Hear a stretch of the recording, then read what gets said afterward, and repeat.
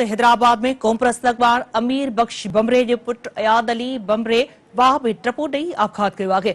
वाह में टपो ॾेई आपघात कंदड़ अयाद बमरे जो लाश हथ कयो पियो आहे।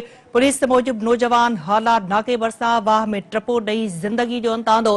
पुलिस जो चवणु आहे त नौजवान घरेलू परेशानी सबबि वाह में टपो ॾेई आपघात कयो आहे। अफ़सोसनाक ख़बर अवां सां शेयर कयूं पिया। हैदराबाद में कॉम्प्रेस अखबार अमीर बख्श बमरे जे पुट अयाद अली बमरे वाह में टपो ॾेई आपघात कयो आहे।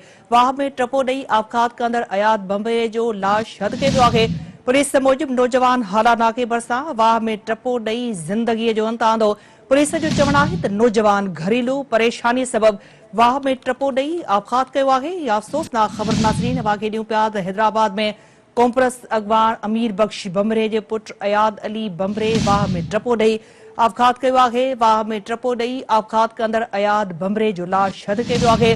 पुलिस मूजिब नौजवान हाला नाके भरिसां वाह में टपो ॾेई ज़िंदगीअ जो अंत आंदो।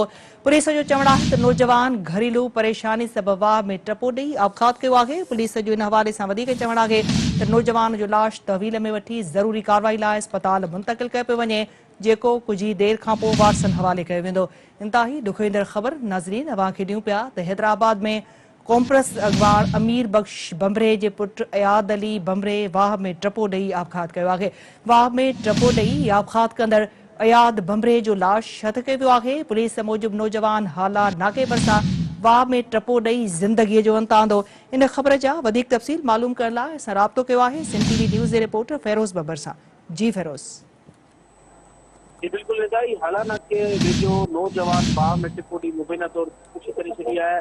पुलिस जो चवणु आहे त नौजवान 29 साला नौजवान अयाद अली बल्द अमीर बख्श बंगरो जे नाले तौर थी आहे।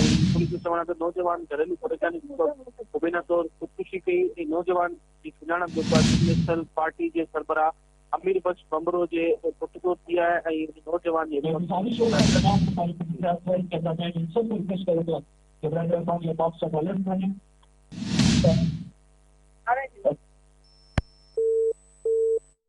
ठीक है फेरोज़, अपडेट करण लाइ वॾी महिरबानी अवां जी।